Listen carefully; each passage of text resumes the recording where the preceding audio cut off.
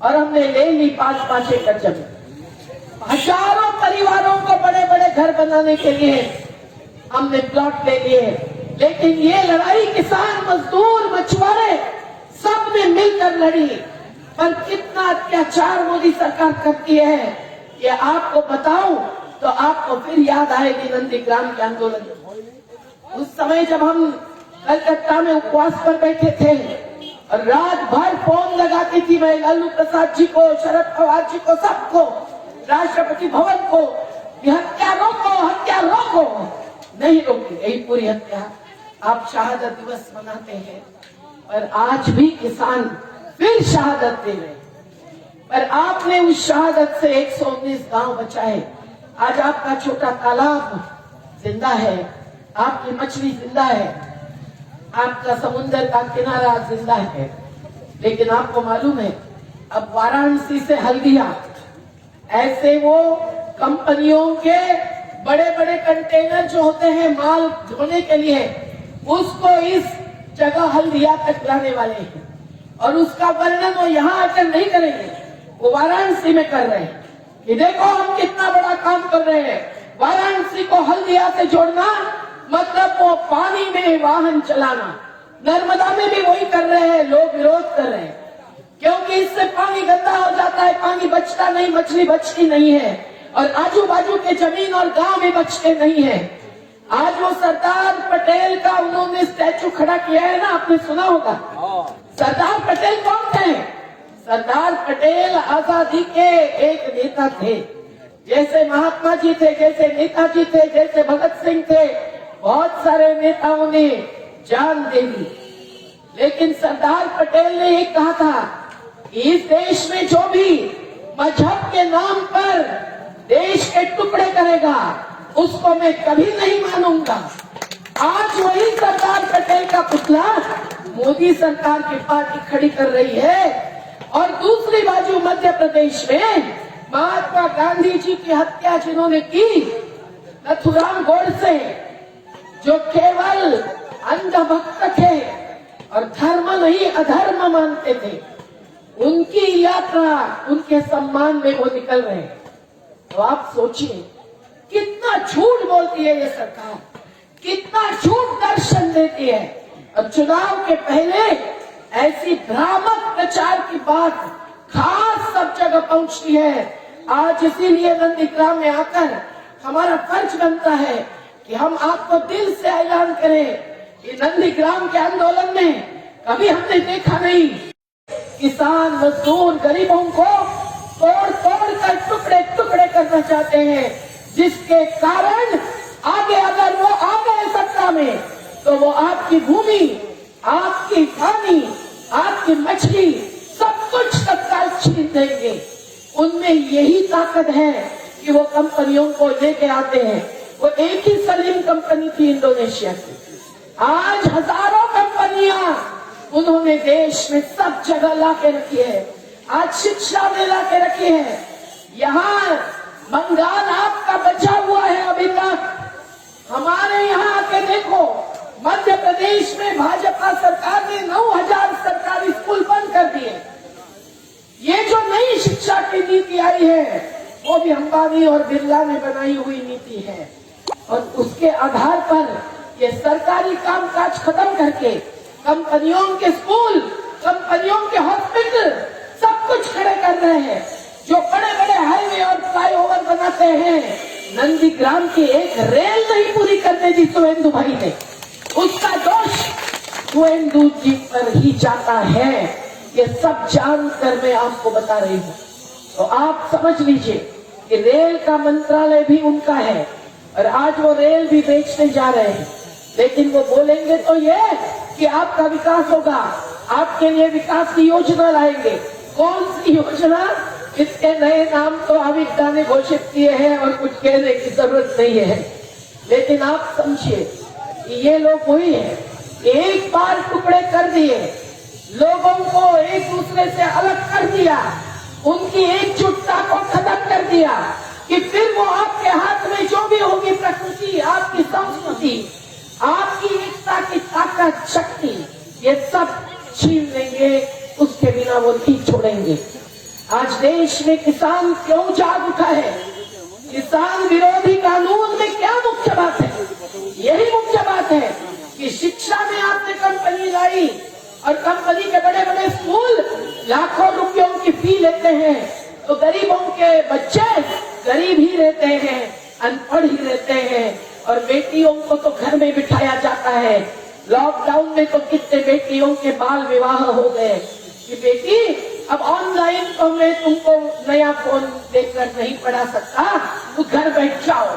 ऐसा देश में पूरा चल रहा है, उसके आंकड़े हैं और कुछ बोलने की जरूरत नहीं है, सरकार भी नकार नहीं सकती है। लेकिन अब शिक्षा के बाद अगर खेती में कंपनी लाने के लिए इन्होंने कानून बनाए हैं, तो वो कंपनियां क्या क्या करेंगी? आज बंगाल में जो भी मंडियों में धान खरीदा जाता है वो कई राज्यों से ज्यादा है। देश में केवल 6% किसानों का धान मंडियों में खरीदा जाता है। मंडी बोलते हैं ना, यहाँ हमने जाना 25% खरीद जाता है।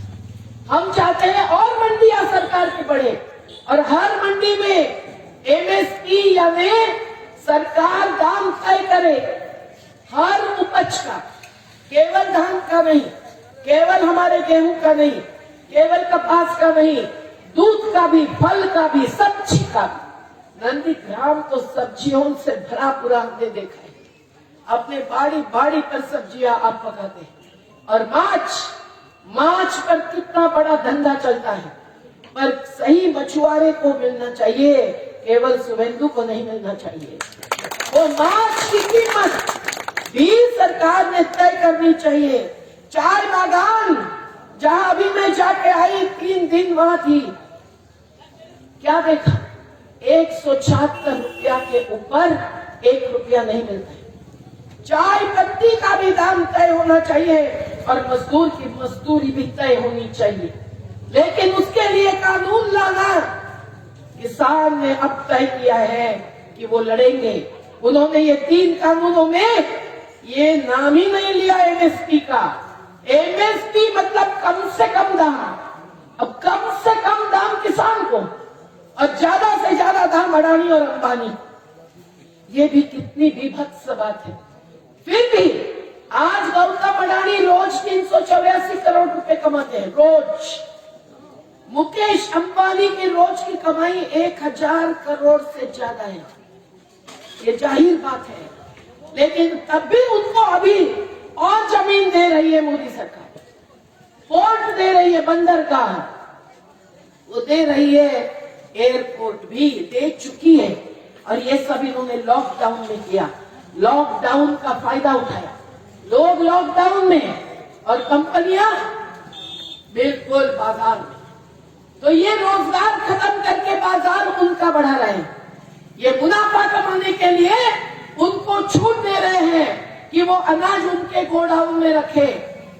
पहले तो कानून रहा है, जब से बंगाल में अकाल आया था और 20 लाख लोग मर चुके थे, उस समय देश में 1955 का कानून बनाया कि कोई बड़ा व्यापारी भी खाने की चीज जमा करके नहीं रख सकता है, क्योंकि एक बादशाह बना तो 100 फकीर हो गए। ये नहीं होने देंगे, ये कानून में लिखा था। आज उन्होंने वो कानून बदलकर राशनिंग की व्यवस्था खत्म करने का निर्णय लिया है।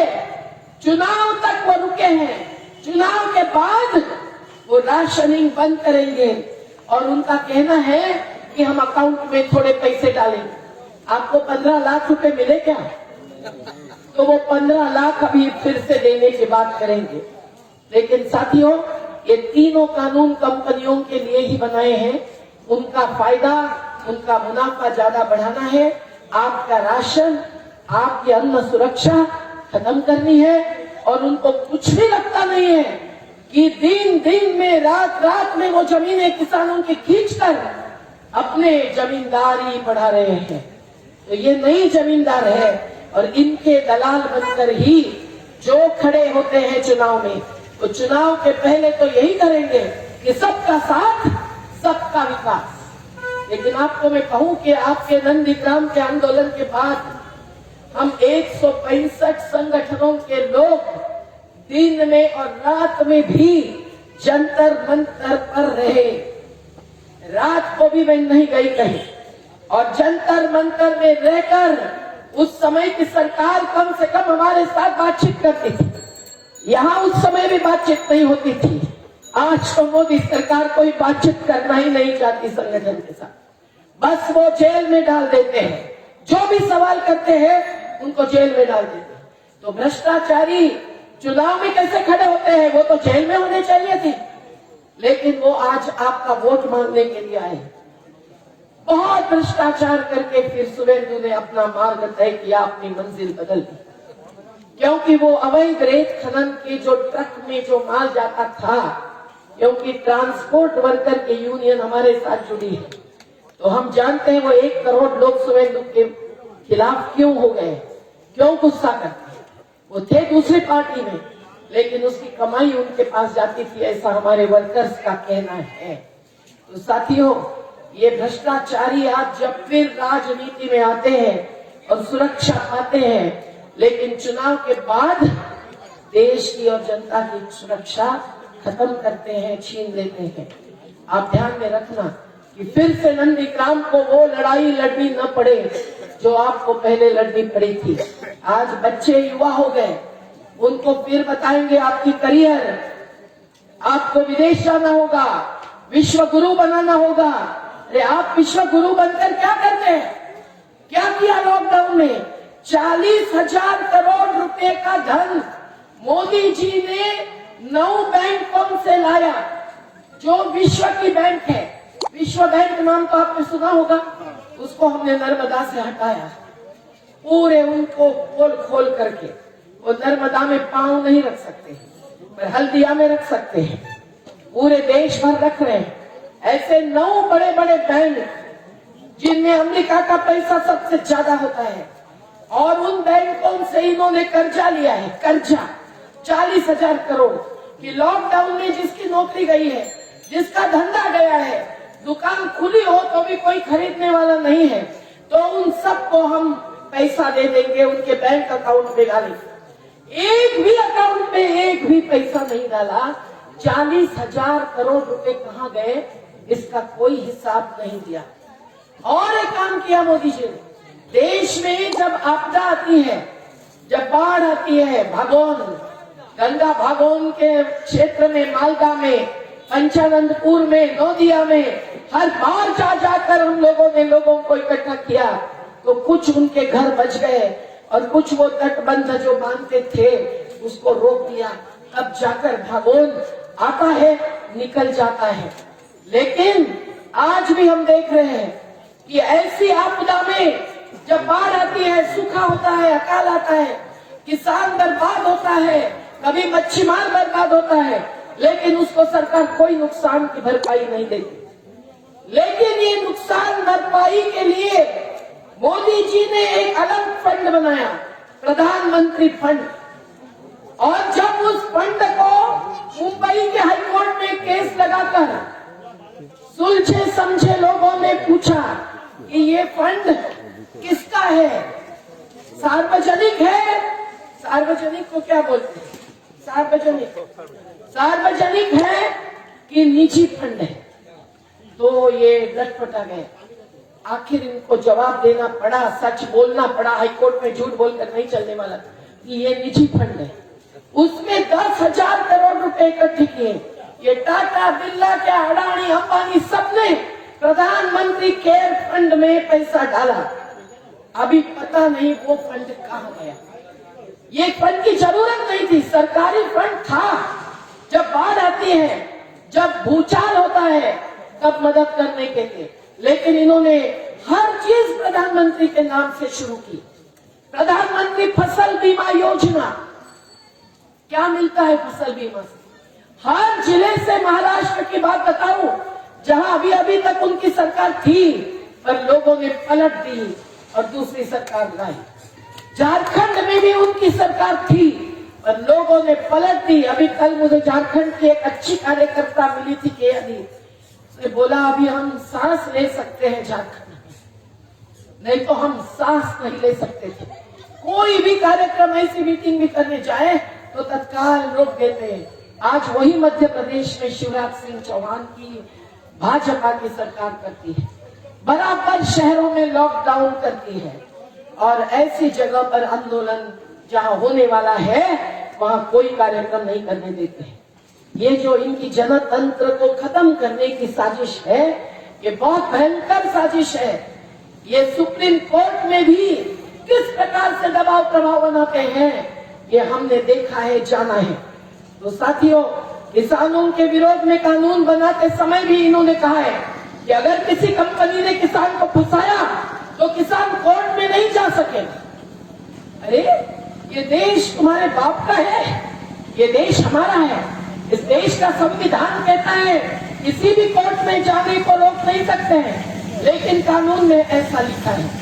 तो ये सब जो गलत बातें ये कर रहे हैं, ये रेल का नाम बहुत लेते हैं। हमने ममता जी जब रेल मंत्री थी, हम उनके पार्टी के नहीं है, पर मैंने देखा है कि बंगाल के रेल के किनारे गरीब लोग रहते थे, तो हम वहां गए और हमको पता नहीं था कि वो आने वाली है, लेकिन हम गए और हमने कहा कि ये गरीबों को क्या बेघर कर देंगे। आज तो उनके छोटे छोटे ऐसे एक मंजिली घर बने हैं। तो आखिर वो वहां पहुंची और उन्होंने कहा कि मैं ये घर नहीं हटाने दूंगी। ये बात बहुत बार हमने देखी। हमने देखा चाय बागान में हमारे कासारुल भाई काम करते हैं इस्लामपुर में, तो चाय बागान के मजदूर बेरोजगार हो गए, तो उनको हमने कलकत्ता में बुलाया, तो धरना देके बैठे। राइटर्स बिल्डिंग में कभी चर्चा नहीं होती थी नंदीग्राम के आंदोलन में, लेकिन उस समय पे चर्चा की। ममता जी ने पहले ना कहा, नहीं, इतना पुरानी बात हम नहीं उठा सकते। हमने कहा जब अयोध्या का मंदिर मस्जिद का मामला इतने साल के बाद उठ सकता है, तो आप भी चाय बागान का मुद्दा ले सकती हैं। आखिर में उन्होंने हाँ कहा, चौकसी हुई और क्या निकला कि चाय बागान की भूमि आदिवासी की भूमि थी, उनके एक एक टुकड़ा लेकर ये कंपनियों ने चाय बागान खोली। 2000 एकड़ जमीन वापस हो गई। आपको ये बात मैं समझो, कोई सरकार जो संवाद करती है उसके साथ हम संघर्ष भी कर सकते हैं, पर बातचीत से निर्णय होना चाहिए। आज सब कोई किसान सभा, मजदूर सभा, सब संगठन देश के एक हो रहे हैं। मोदी जी बोलते हैं कि वो बातचीत कर रहे हैं और किसान आंदोलन बातचीत नहीं कर रहे हैं, लेकिन ये गलत बात है। हम तो हर बार बातचीत कर चुके हैं, लेकिन बातचीत में वो सही सवाल का जवाब नहीं दे रहे हैं, वो दे भी नहीं सकते। उन्होंने अडानी और अंबानी के साथ पहले ही करार कर दिया है, एग्रीमेंट किया है कि तुमको बड़े बड़े साइलो बनाओ, बड़े बड़े गोडाउन बनाओ, तुम तुम्हारा अनाज खरीदो, तुम रखो, तुम जमीनें ले लो, हम सब कुछ तुमको देंगे। इसलिए मोदी जी ये कानून लाएंगे, पर वापस नहीं लेंगे। तभी लेंगे जब बंगाल जैसा राज्य की जनता उनको सबक सिखाए। आपको मैं बताऊं कि ये नादरा कांड और सब भ्रष्टाचार को छुपाने के लिए और जेल न जाए, इसीलिए अगर शुभेंदु दा यहाँ खड़े हो गए हैं, तो आपको वो कितना भी पैसा बांटे, वो कितने भी झंडे फहराए, वो कितने भी दावा करे, कितने भी वचन दे दे, याद रखो कि जैसा अमित शाह ने कहा कि वो मोदी के भांजे भतीजे हैं और किसी के नहीं है। तो ऐसी स्थिति में आप उनको ही केवल मत देखो, उनके कारोबार को भी देखो, भ्रष्टाचार हुआ है कि नहीं देखो, सीबीआई की नोटिस आई है कि नहीं देखो। नहीं तो केवल आप चेहरा देखेंगे पोस्टर पर का, तो नहीं चलने वाला है। और जाति और मजहब के नाम पर अगर वो नंदीग्राम के वोट मांगते हैं, तो आप ध्यान में रखो कि आपके बच्चों को आप केवल खून खराबा में धकेल देंगे, वो तो कभी नहीं होने देना चाहिए। मुझे पता है बहुत समय हो गया है, हम आए भी देर से और बोले भी देर तक, लेकिन समय बहुत कम है, 1-2 दिन 4 दिन का समय है। दादा यहाँ बैठे हैं, सब किसान मजदूरों को ऐलान है कि जाति और मजहब के नाम पर मत जाइए। अयोध्या की बात भी अयोध्या के लोगों को मंजूर नहीं है। 700 मंदिर है अयोध्या में, बहुत सी मंदिरों की जमीन नवाबों ने दी है अयोध्या में। अयोध्या के लोग हमारे साथ देश बचाओ यात्रा में पूरे देश भर घूमे थे। हर जगह बताते थे कि अयोध्या में कभी भी हिंदू मुस्लिम का झगड़ा नहीं था। बाहर से आकर ये एक पार्टी ने वो झगड़ा खड़ा कर दिया। लेकिन आज भी मुस्लिम गमछे बुनते हैं। श्री राम के नाम के गमछे मुस्लिम बुनकर बुनते हैं। झंडू के फूल मुस्लिमों के खेत से आते हैं। राम भी हिंदू मुस्लिम नहीं करता है, पर जय श्री राम वाले हिंदू मुस्लिम केवल वोट लेने के लिए करते हैं। उस वोट लेने के नाम पर अगर वो नोट बैग भी दे दें, लैपटॉप भी देंगे, साइकिल भी देंगे, गाड़ियां भी देंगे, समझो कि वो पाप का पैसा है, वो अडानी अंबानी का पैसा है, जिनको उन्होंने रोज की कमाई करोड़ों रुपयों की दी है। तो इतना पैसा बांटने से क्या होता है? कायम जिंदगी नहीं बदलती है। जिंदगी तभी बदलेगी जब नंदीग्राम पहले जैसा ही, आज जैसा ही एकजुटता के साथ रहेगा और अपनी खेती, अपनी बाड़ी, अपना गांव बचाकर विकास चाहिए। वो विकास कैसा होना चाहिए सब हम जानते हैं, हम सब लिखे हुए हैं, पर अभी समय नहीं है। बस लड़ेंगे जीतेंगे। तो वो गाना बंगाल का गाते रहे हैं ना, लड़ाई करो लड़ाई करो लड़ाई करो लड़ाई जब दिन विजय होए। लड़ो एक बार हारो एक बार, लड़ो बार बार लड़ो बार बार जब दिन विजय होए। आप तो हारे है ही नहीं एक बार भी। और ये लड़ाई अलग लड़ाई है, ये पैसा बाजार की लड़ाई बन गई है चुनाव। आप उस फंदे में मत फंसिए, नहीं तो नंदीग्राम की वो शानदार इतिहास की बात अवमानना हो जाएगी। जिंदाबाद, लड़ेंगे जीतेंगे।